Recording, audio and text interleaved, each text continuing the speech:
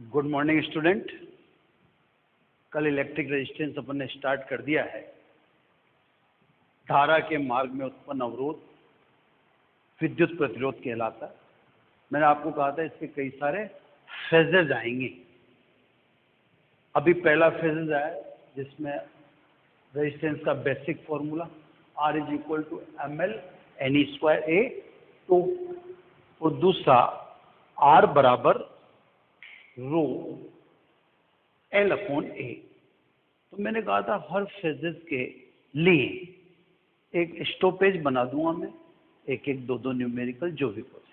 तो अभी मैं इसके न्यूमेरिकल लेता हूं, दो तीन न्यूमेरिकल। एक तो सिंपल वे है कि सब L लंबाई के तार का प्रतिरोध कैपिटल R है, तो 2L लंबाई के तार का प्रतिरोध कितना होगा। तो ये तो एक सिंपल वे है कि सब L लंबाई के तार का प्रतिरोध R है। यदि लंबाई 2L कर दें तो प्रतिरोध कितना होगा, तो ये आप डायरेक्ट निकाल लेंगे क्योंकि R is proportional to L। इसलिए R2 upon R1 is equal to L2 upon L1 means R1 is equal to R, L2 का मान 2L और L1 का मान L, L cancel by L। तो सब L लंबाई के तार का प्रतिरोध कैपिटल R है, तो 2L लंबाई के तार का प्रतिरोध दुगना यानी 2R। ये तो थी एक सिंपल थिंग। अब यही क्वेश्चन दूसरे तरीके से मैं आपको समझाता हूं। अब ये कहते हैं L लंबाई के तार का प्रतिरोध यानी इलेक्ट्रिक रेजिस्टेंस कैपिटल R है। यदि तार को खींचकर, अब एक मैकेनिकल जो एक्शन इसमें ऐड कर दिया कि तार को खींचकर लंबाई दोगुनी कर दें तो प्रतिरोध कितना होगा। तो सब अब इलेक्ट्रिक रेजिस्टेंस निकालिए जबकि आपने तार को खींचकर उसकी लेंथ को डबल कर दिया हो। अब यह सवाल इतना कंफर्टेबल नहीं रहा क्योंकि खींचकर तो लेंथ बड़ी है, तो स्वाभाविक एरिया ऑफ क्रॉस सेक्शन यानी मोटाई घटी है, लेंथ बढ़ने का भी इंपैक्ट आएगा और मोटाई घटने का भी इंपैक्ट आएगा। तो अब सवाल को कैसे करना है वो समझिए। ये तो आपके सामने क्लियर हो गया था, है ना। और अब की बार वाले सवाल में अपन ने खींच करके दिया। अब इस सवाल को कैसे करना है देखिए, है ना। तो सब L लंबाई व स्मॉल r रेजिस्टेंस वाले तार की रेडियस स्मॉल r है, ठीक है ना। Then capital R is equal to rho L upon A को क्या लिख दें पाई R स्क्वायर। तार बेलनाकार होता है, उसमें कोई दो राय है ही नहीं, है ना। बेलनाकार नहीं हुआ किसी और आकार का होगा तो अपने को बताएगा, ऐसी कोई सोचने वाली बात ही नहीं। इन जनरल तो अपन बेलनाकार सिलेंड्रिकली मानते हैं। अब ये कह रहा है खींचकर लंबाई दुगनी कर दी। अब खींचकर लंबाई दुगनी कर दी तो लंबाई तो हमें ज्ञात है कि 2L हो गई, पर मोटाई कम हुई होगी तो वो तो हमें ज्ञात नहीं है। तो देखो सब, है ना, खींचकर लंबाई 2L दुगनी, है ना, करने पर नवीन रेडियस R' व रेजिस्टेंस कैपिटल R' हो तो। अब क्योंकि लंबाई तो नोन थी कि डबल कर दी, तो मैंने लिख ही दिया 2l कर दी। लेकिन अब रेडियस कितनी हुई तो वो अज्यूम कर ली मैंने r डैश, और जो आपने न्यू रेजिस्टेंस पूछा उसको मैंने मान लिया कैपिटल R डैश। अब इक्वेशन लिखो, R dash is equal to rho, material तो चेंज हुआ ही नहीं, मटेरियल चेंज नहीं हुआ तो रो तो चेंज नहीं होने वाला। लेंथ L के बजाय 2l and radius R dash तो पाई R डैश स्क्वायर, है ना क्लियर।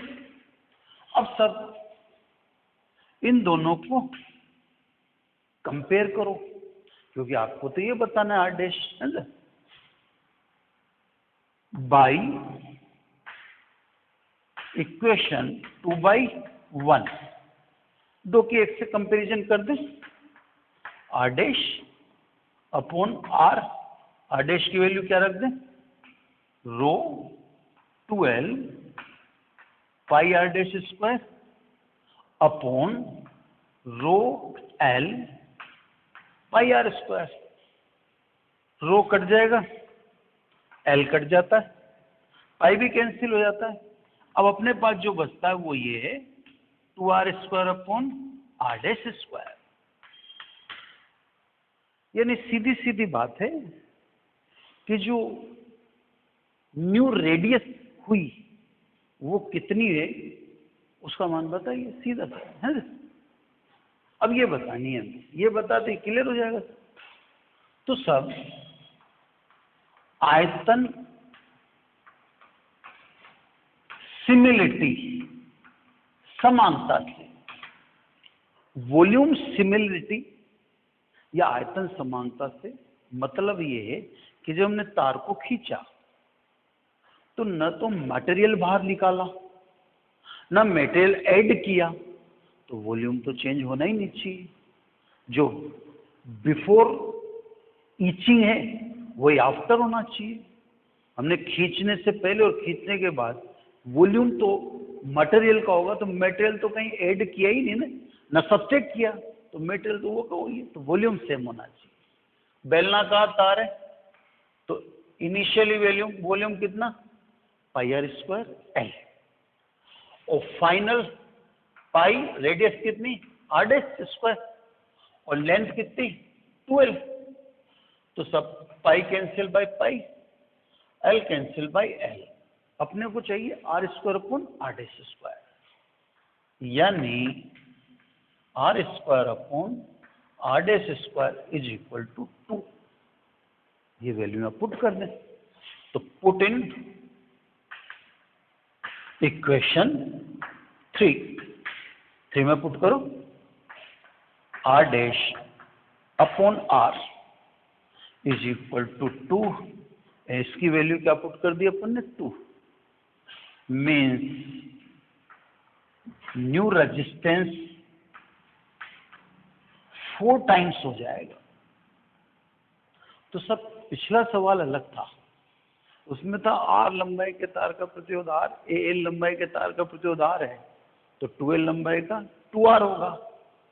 लेकिन जैसे आपने मैकेनिकल एक्शन डाला कि खींच कर लंबाई दुगनी की है, तो रेजिस्टेंस कितना हो गया, 4 टाइम्स हो गया।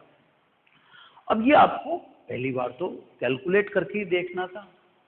अब फॉर एवर, अब आगे मैं आपको एक नोट दे देता हूं, अब आगे आपको ऐसा बार बार कैलकुलेट करने की जरूरत नहीं है ना।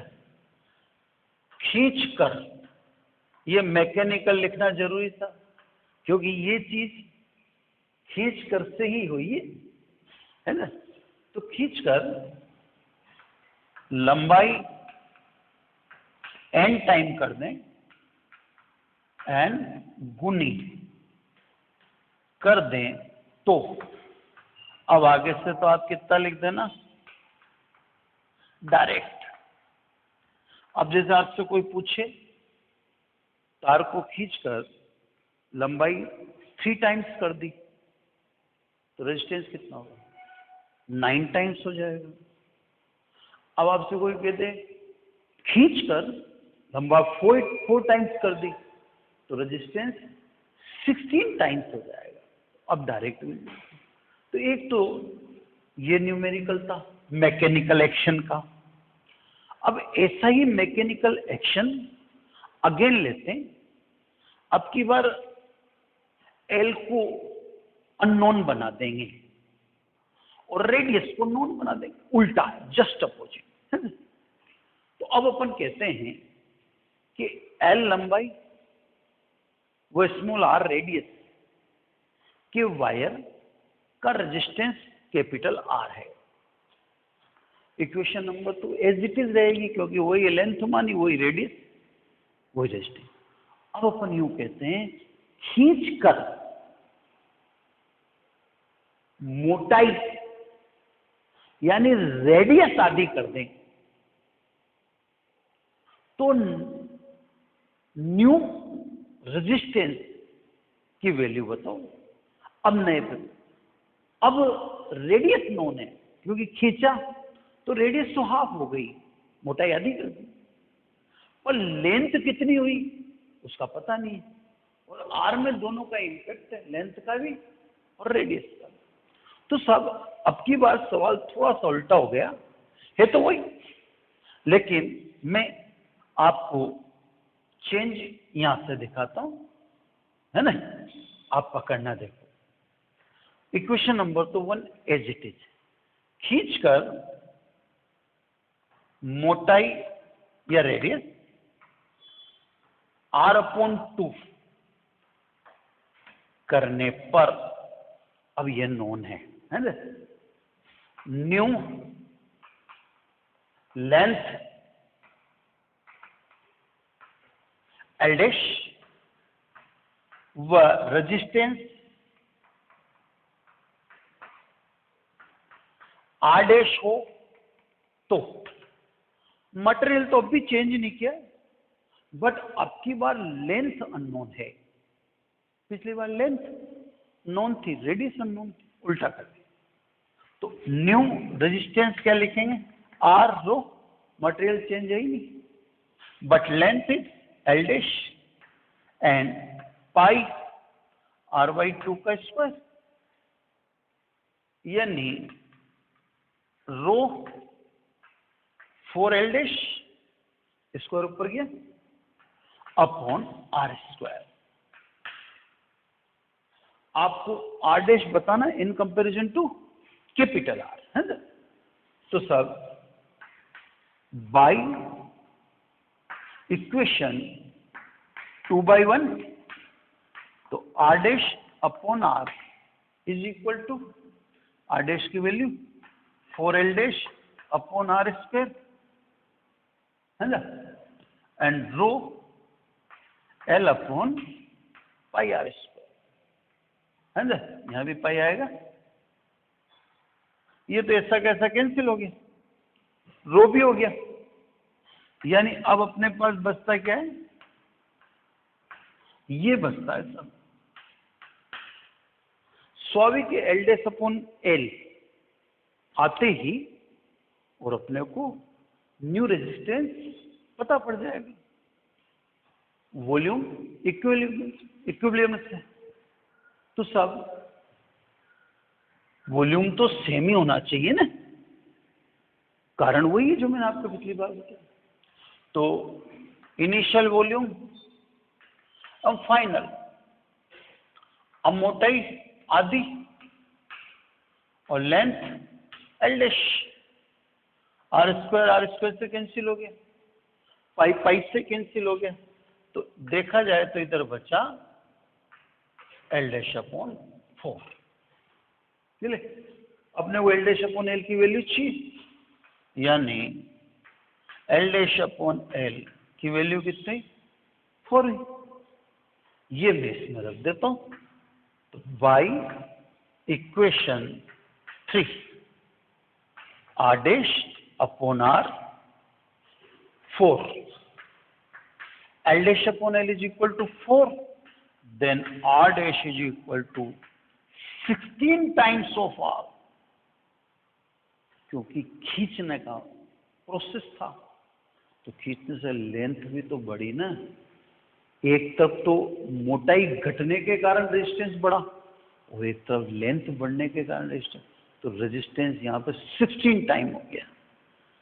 ये सब चीजें पहली बार करनी होती हैं, आगे से नहीं करनी पड़ेगी। मैं आपको डायरेक्ट हिंट देता हूं, खींचकर मोटाई n गुनी कर दें तो अब न्यू रेजिस्टेंस कैसे बोलोगे आप? वो टेक्निक है 1/n⁴ इंटू कैपिटल R, ये आएगा।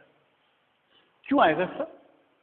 क्योंकि आपने खींचकर मोटाई आधी की है, तो आधी तो n की जगह क्या रखोगे? हाफ रखोगे आप। जब n की जगह हाफ रखोगे तो 1/2, तो 2 ऊपर चला जाएगा, 2⁴ कितना आ जाएगा? 16 आ जाएगा। तो ये खींचकर और बीचकर भी तो ले सकते हो आप। यूं भी तो कह सकते थे कि मैं बीच दूं, दोनों तरफ से वायर को दबा दूं, तो मोटाई बढ़ जाएगी। अब बीचकर दुगना करते, संपीड़ित करके, है ना, कंप्रेस करके, तो n बराबर 2 रखते, पर आपने कहा खींचकर आधा कर देते, n की जगह हाफ रखते। अब डायरेक्ट भी आप इससे ले सकते। तो मेरे कहने का मतलब है कि अगर मैकेनिकल एक्शन इंक्लूड हो जावे तो फिर आपको सतर्क रहना चाहिए। ये सब इस पर बेस्ड न्यूमेरिकल है। अब इस पे बहुत सारी पॉसिबिलिटी बनती हैं। कोई परसेंटेज में आंसर पूछ ले आपसे, ये सब चीजें आपको प्रैक्टिस करनी पड़े, है ना। परसेंटेज में भी पूछ सकते हैं, है ना। बस मैं तो एक छोटा सा और बताता हूँ। मेरे को तो भाई ज्यादा जैसा नहीं करा पाऊंगा मैं, क्योंकि फिर मेरा थ्योरी पीछे छूटता है ना। तो मेरी एक लिमिटेशन है, मैं उस लिमिटेशन के दायरे में ही चलूंगा मैं।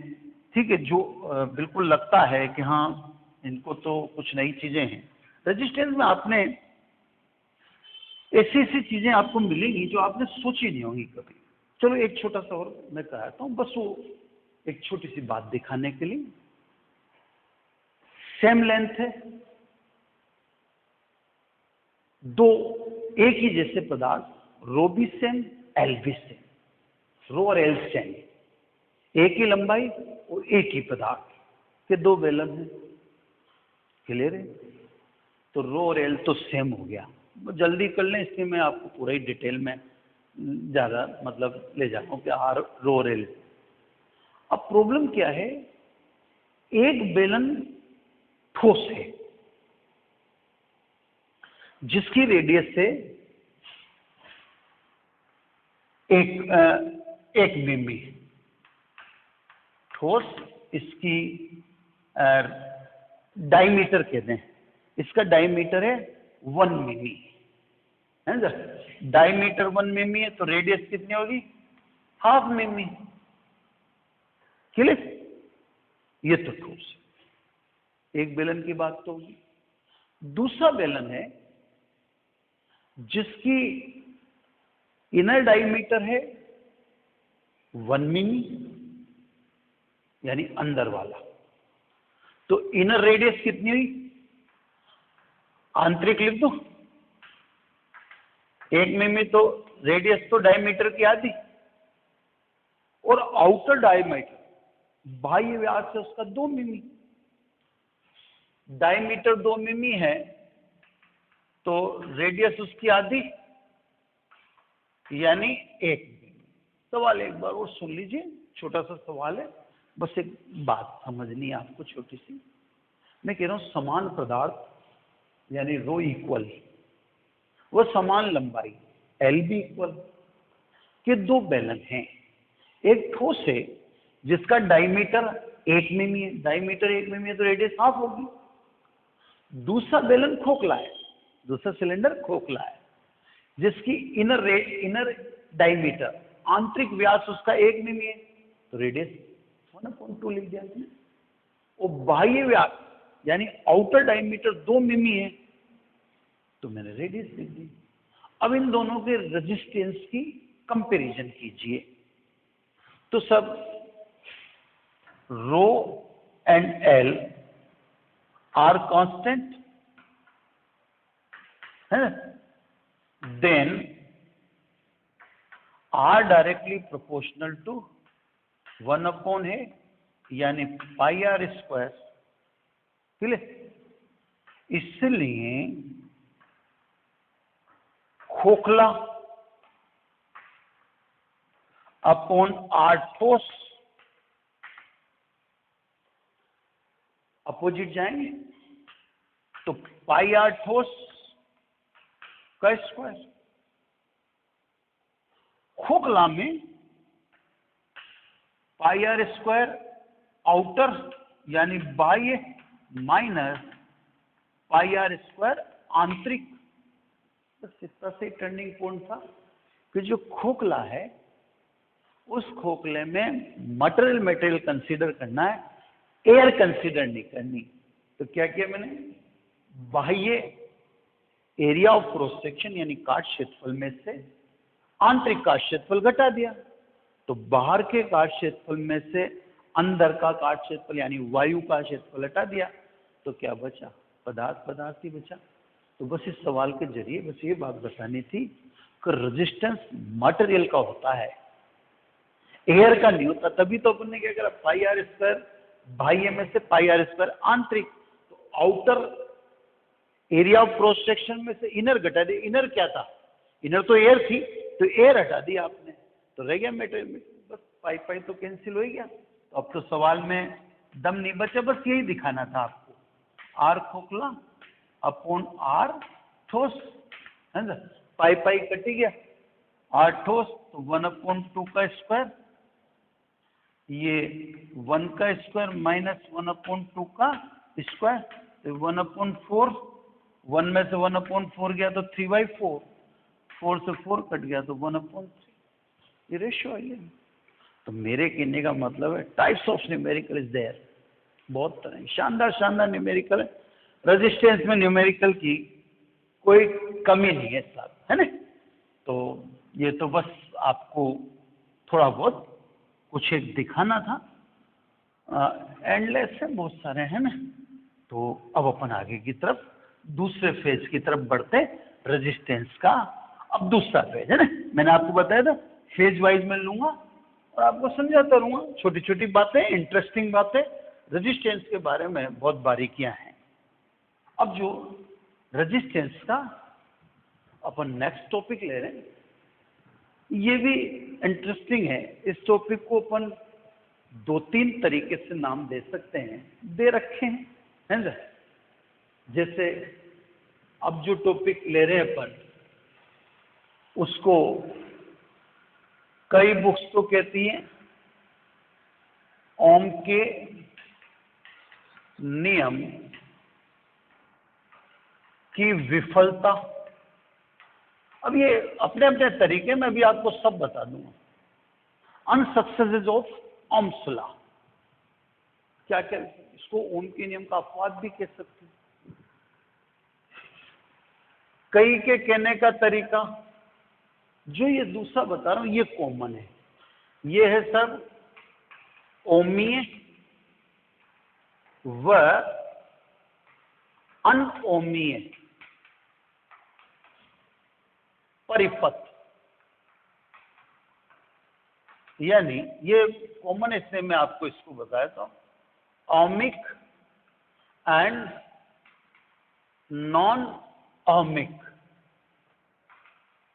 सर्किट, तो ज्यादातर बुक्स में ये मिलता।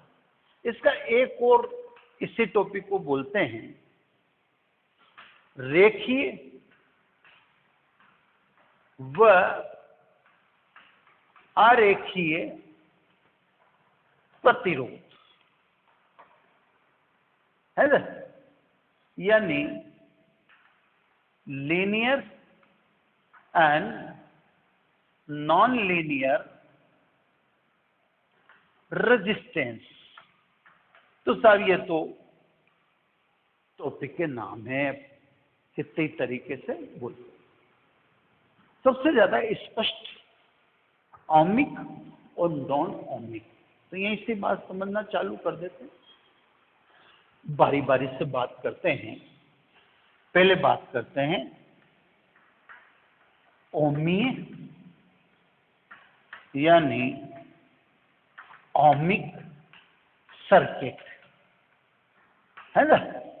यहां से बात कर ले, ज्यादा कोई डिटेल में तो जाना नहीं। वे परिपथ या युक्ति जो ओम के नियम का पालन करते हैं ओमीय परिपथ कहलाते हैं। इनमें V तथा I के मध्य खींचा गया ग्राफ मूल बिंदु से गुजरने वाली सरल रेखा होता है। V और I का अगर अपन ग्राफ देखें तो मूल बिंदु से गुजरने वाली सरल रेखा होता है, इसलिए इनके रेजिस्टेंस को लीनियर यानी रेखीय प्रतिरोध भी कहा जाता है। इनके लिए R कांस्टेंट है, नियतांक है ना। तो सब ये तो हो गया ओमिक, जो ओम के नियम का पालन करें। एक लाइन में बोलें तो जो ओम के नियम का पालन करते हैं उन्हें ओमीय परिपथ कहते हैं। फिर बाकी बात तो अपन जानते ही हैं कि साहब इनके V और I के मध्य ग्राफ सरल रेखा होता है। उस ग्राफ के सरल रेखा होने के कारण इनके रेजिस्टेंस को आपने रेखीय प्रतिरोध कह दिया, और ओम का जो पालन करेंगे उनमें R कांस्टेंट होगा। ठीक है। अब आ जाइए नॉन ओमिक यानी अनओमीय। थोड़ा सा इंपॉर्टेंट है साहब, है ना, इसलिए मैं पूरी कोशिश कर रहा हूं। मेरे को क्या लाइव बोलना होता है ना, तो लाइव बोलते समय क्या होता है, जरा सा कंसंट्रेशन टूटा, कोई बात चूक जाती है, कोई बात चूक जाती है ना, फिर वो बाद में मतलब दिमाग खराब करती रहती है। इसमें बड़ा पैशनेट होकर बोलना पड़ता है। ये इंपॉर्टेंट है सर, है ना। नॉन ओमिक नाम से समझ जाओ, वे परिपथ या युक्ति जो ओम के नियम का पालन नहीं करते हैं अनओमीय परिपथ कहलाते हैं। चलिए, इनमें V तथा I के मध्य खींचा गया ग्राफ या तो मूल बिंदु से नहीं गुजरता है, और यदि गुजरता है तो वह आरेखिक होता है, यानी वो सरल रेखा में नहीं होगा, वो आरेखिक होगा, मतलब वक्राकार होगा। इसलिए इनके प्रतिरोध को आरेखीय प्रतिरोध भी कहा जाता है। इनमें कैपिटल R नियतांक नहीं है, मतलब या तो बढ़ेगा या वो घटेगा। जैसे अब इसके उदाहरण आपसे पूछ सकते हैं, तो उदाहरण डिटेल में नहीं पूछेंगे, केवल नाम पूछेंगे। अलग में थोड़ी थोड़ी डिटेल सबकी बताऊंगा, आपसे केवल नाम पूछेंगे। जैसे टॉर्च बल्ब, इलेक्ट्रोलाइट यानी अपघट्य, सेमीकंडक्टर, डायोड और ट्रांजिस्टर, ये किसके उदाहरण है? अनोमी। या मैं आपसे सीधा सीधा समझाऊं, अपन ने कहा है चालक स्वयं भी ओम के नियम का आंशिक पालन करते हैं। इसका मतलब चालक को भी आप ओमीय नहीं कह सकते, आंशिक पालन करते हैं। तो इसका मतलब सब क्या है? अनोमीय है ना। अब अनोमीय के एग्जाम्पल के नाम भी पूछ सकते और एग्जाम्पल की डिटेल के चांस नहीं है, कतई भी नाम पूछ सकते। तो पहला सब अनोमिक के उदाहरण है, ओमिक की तो बात ही नहीं कर रहा मैं, अनोमिक के उदाहरण इंपॉर्टेंट है ना। टॉर्च बल्ब, तो टॉर्च बल्ब में मैं बात कर रहा हूं सब फिलामेंट की बात कर रहा हूं, और अगर आपको बताऊं तो फिलामेंट चालक होता है, तो एक तरह से मैं किसकी बात कर रहा हूं? चालक, है ना। 2 मिनट में छोटे छोटे, इनको डिटेल में नहीं जाना है अपने को, छोटे छोटे में इनको खत्म करना बात को, है ना। I versus V, clear. Bulb के फिलामेंट पर जब आपतित या आरोपित विभवांतर अल्प होता है, पोटेंशियल डिफरेंस जब कम होता है, तो V I के प्रोपोर्शनल होता है। ठीक है सर, यहां तो V I के प्रोपोर्शनल होता है। कब?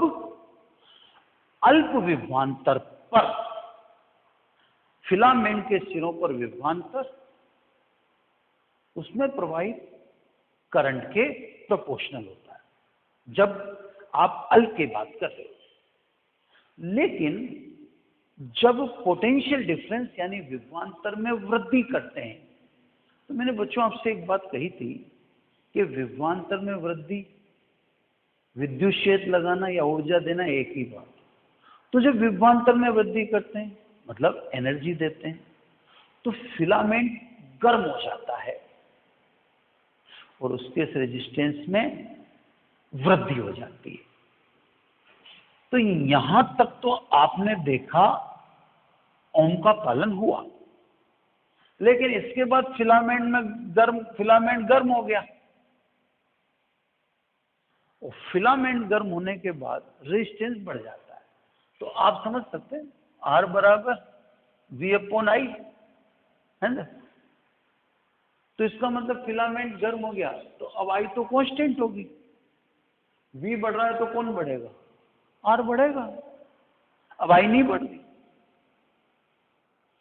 देखो ग्राफ यहां से अरेखिक होगी, यहां तक तो क्या था ग्राफ? रेखिक था, इसके बाद अरेखिक था। अब अपन कहते हैं पोटेंशियल डिफरेंस बढ़ाते हैं तो करंट में वृद्धि नहीं होती, बस फिर रेजिस्टेंस बढ़ जाता है, यानी फिर R directly proportional to V हो जाता है। क्योंकि एनर्जी दोगे तो तार गर्म होगा, और चालक गर्म होता है तो गर्म होते उसका रेजिस्टेंस बढ़ता है, और रेजिस्टेंस बढ़ता है घटता है कह दिया तो कौन सी वन होगी। तो इसका मतलब ये हुआ कि स्वयं चालक भी अल्प विभवांतर तक ही ओम के नियम का पालन करता है। विभवांतर उच्च कर देने पर यानी पोटेंशियल डिफरेंस को बढ़ा देने पर स्वयं चालक भी ओम के नियम का पालन नहीं करते हैं। क्लियर है ना। तो रेजिस्टेंस बढ़ गया मतलब V बढ़ा, I नहीं बढ़ रही। ठीक है, अब आ जाइए सेकेंड एग्जांपल, इलेक्ट्रोलाइट। इलेक्ट्रोलाइट को हिंदी में कहते हैं अपघट्य, है ना। अब ये द्रव अपघट्य है ना, द्रवी होते हैं, अपघट्य का मतलब इलेक्ट्रोलाइट का मतलब है। अब सब इलेक्ट्रोलाइट में इसी मैकेनिज्म को समझें। ठीक है, ये मैकेनिज्म देखा किसके एग्जाम्पल है? अनोमी के, ध्यान रखना। जैसे मान लीजिए जल है, पानी है, उसमें आपने H2SO4 की ड्रॉप डाल दी, H2SO4 अपघटित होगा, डिकम्पोज होगा, उसको deform, 2H plus sulphate minus minus. Clear. अब सीधी सी बात मेरी ये है कि किसी मॉलिक्यूल को विघटित होने में, अपघटित होने में, टूटने में, उसकी डिफॉर्मेशन की प्रक्रिया में कुछ एनर्जी तो आपको देनी पड़ेगी, कुछ एनर्जी देनी पड़ेगी।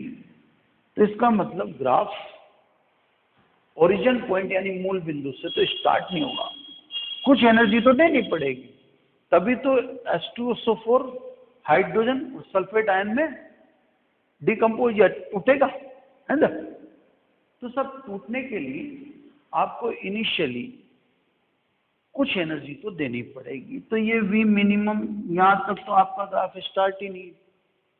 हाँ, अब ये एनर्जी देने के बाद 2H प्लस और सल्फेट आयन क्रिएट हो गए, यानी अब करंट बढ़ेगी जिस हिसाब V बढ़ाएंगे, करंट बढ़ेगी जिस हिसाब V बढ़ाएंगे।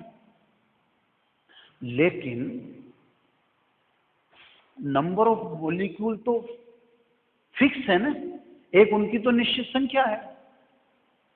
तो वहां तक के मॉलिक्यूल आपको 2H+ और सल्फेट आयन करंट देंगे। अब उसके बाद भी आप V बढ़ाते रहे तो आयन थोड़ी बढ़ रहे हैं। मान लीजिए 20 मॉलिक्यूल थे तो 20 हाइड्रोजन आयन हो गए, 20 सल्फेट आयन हो गए।